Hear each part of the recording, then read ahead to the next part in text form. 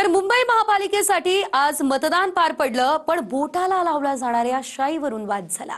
ज्या मार्करने बोटाला शाई लावली जाते ती शाई सहज मिटवली जाते असा आरोप झाला। त्यावरून ठाकरे बंधूंनीही जोरदार टीका केली। तर पराभवा आधीची कारणं ही शोधली जात आहे असं मुख्यमंत्री म्हणाले। बघूया। निवडणूक आयोग आणि निवडणूक आयुक्त हे कसले पैसे म्हणजे पगार कसला खातायत, निकाल आल्यानंतर कशाला दोष द्यायचा याची तयारी करतायत। तुम्ही बाहेर पडल्यावरती त्याला जर सॅनिटायझर लावलं तर ती शाई जाते। हा त्यांच्या बुद्धीतील हेराफेरीचा प्रकार आहे। यांच्या राजकीय मेंदूमध्ये केमिकल लोचा झाला।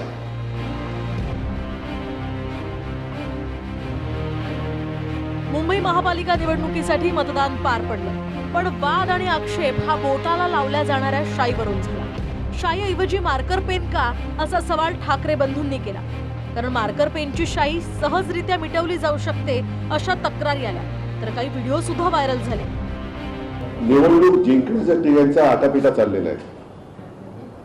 बोटावरची शाई तर पुसली जातेच आहे, असे प्रकार यापूर्वी कधी झाले नव्हते। नेमकं निवडणूक आयोग आणि निवडणूक आयुक्त हे कसले पैसे म्हणजे पगार कसला खातायत, हे एवढं जर का डळडळीत सत्य, बोटावरची शाई जाते हे सत्य देवेंद्र फडणवीस आणि आयुक्त किंवा निवडणूक आयोग नाकारत असेल म्हणजे यांची मिलीभगत आहे। तर 2010 पासून राज्य निवडणूक आयोग ही मार्कर पेनच्या स्वरूपात ती शाई लावते आहे आणि ज्या कंपनीने मार्कर पेन तयार केलेलं आहे 2010 पासून कोरस कंपनीचे हे मार्कर पेन आहे आणि तेच पेन आपण कोरस कंपनीचेच पेन वापरलेलं आहे। मात्र ती शाई ड्राय व्हायला थोडा साधारणतः एक 10 ते 12 सेकंड लागतो, पण 10 ते 12 सेकंडपर्यंत तो मतदार त्या मतदान केंद्राच्या आतमध्येच असतो।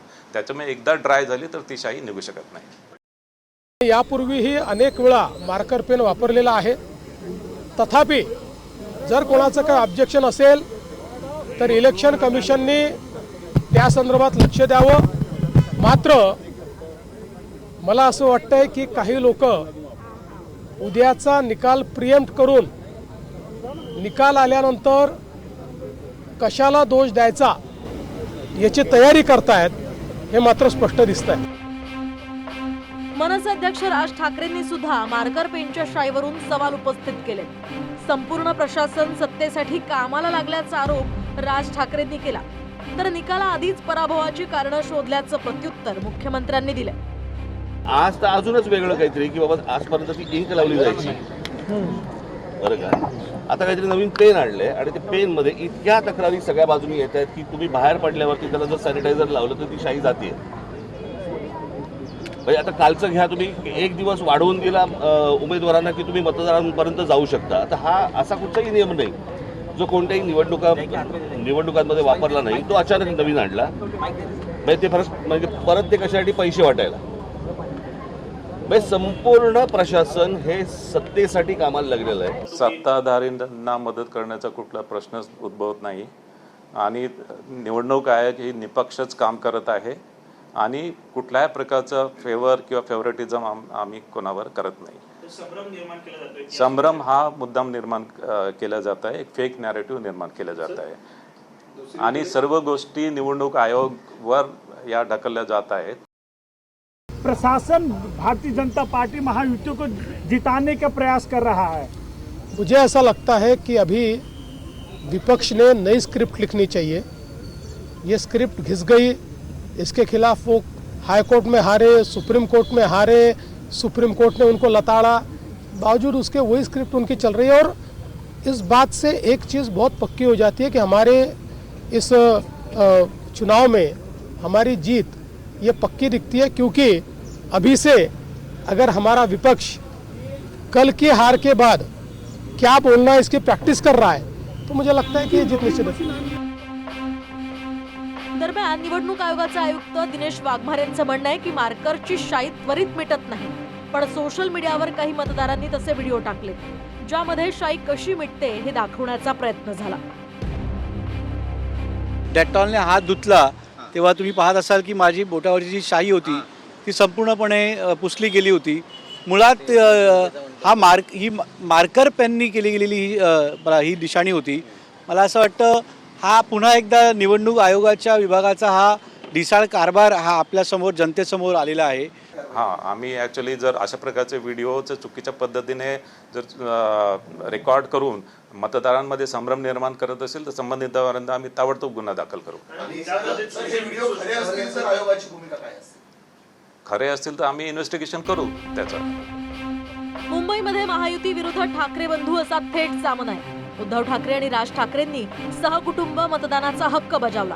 मात्र राज ठाकरेंनी महायुती सरकारवर प्रशासनाच्या गैरवापराचा आरोप केला. महापालिकेच्या निवडणुकीत व्हीव्हीपॅट नाही, दुबार मतदारांचं काय झालं असा सवाल राज ठाकरेंनी केला. की ये न केने प्रकारे निवडणुका जिंकायच्या आणि त्याच्यासाठी जे काय वाटेल ते करता येईल त्याच्या सगळ्या गोष्टी सरकार आणि प्रशासन, म्हणजे तुम्हाला तर माहिती असेल की हा दुबारचा विषय आला. दुबारच्या विषयामध्ये पहिल्यांदा त्यांनी सांगितलं की आमचा काही संबंधच नाही, असं काही नाहीच आहे. आणि मग त्याच्यानंतर मग काहीतरी 10 लाख मुंबईमध्ये त्यांनी जाहीर केले वगैरे. मग त्या दुबारनंतर विषय आला की व्हीव्हीपॅटचा, की यावेळेला आम्ही व्हीव्हीपॅट वापरणारच नाही. त्याच्यामुळे आता आम्हाला कळतच नाही की दाबलेलं बटन कळलं का हे बरोबर त्या चिन्हावरती गेलंय की नाही ते दाखवायला काही मार्ग नाही. आता शाईवर चोरी आहे सांगितलं. अहो बाबांनो, या एवढ्या चोऱ्या नाहीत, हा त्यांच्या बुद्धीत हेराफेरी आहे. मी थेट सांगतोय, हा त्यांच्या बुद्धीतील हेराफेरीचा प्रकार आहे. यांच्या राजकीय मेंदूमध्ये केमिकल लोचा झालाय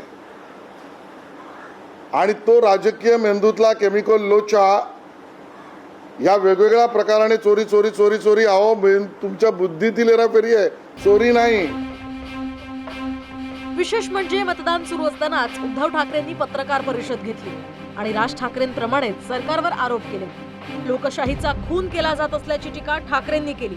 त्यावर आशिष शेलार यांनी ठाकरेंच्या पत्रकार परिषदेला निवडणूक आयोगाची परवानगी होती का असा सवाल केला. हा लोकशाहीचा खून करण्याचा प्रकार आहे. म्हणजे ह्यांना मोदीला जे 1 नेशन 1 इलेक्शन पाहिजे ते एवढ्याचसाठी पाहिजे की एका वेळेला सगळीकडे गोंधळ घालून काही वाटेल ते करा पण सत्ता काबीज करा.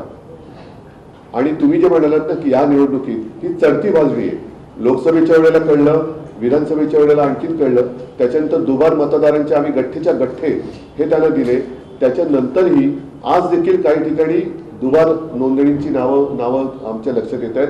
काही ठिकाणी या ओळख बदलांचा चाललेला आहे, काहींची मतदान केंद्र गायब आहेत, शाही पुसली जाते. म्हणजे ही शाही वोटरची शाही नाही, लोकशाही पुसली जाते. उद्धवजी वारंवार निवडणुकीच्या दिवशीच पत्रकार परिषदा घेत आहेत आणि त्यांच्या पत्रकार परिषदांना परवानगी होती का?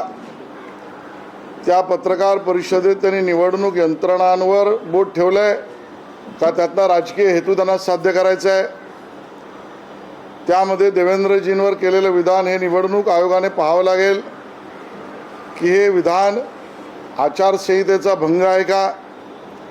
आणि वारंवार निवडणुकीच्या दिवशीच लोकसभेला तेच, विधानसभेला तेच, आताही तेच. तर प्रचारापासून ते अगदी मतदानाच्या दिवशी सुद्धा ठाकरे बंधू आणि महायुतीच्या नेत्यांमध्ये आरोप प्रत्यारोप झाले. मुंबईकरांनी आपला कौल ईव्हीएम मध्ये दिलाय. आता पुढच्या काही तासात हा निकाल स्पष्ट होणार आहे. Bureau report, TV9 Marathi.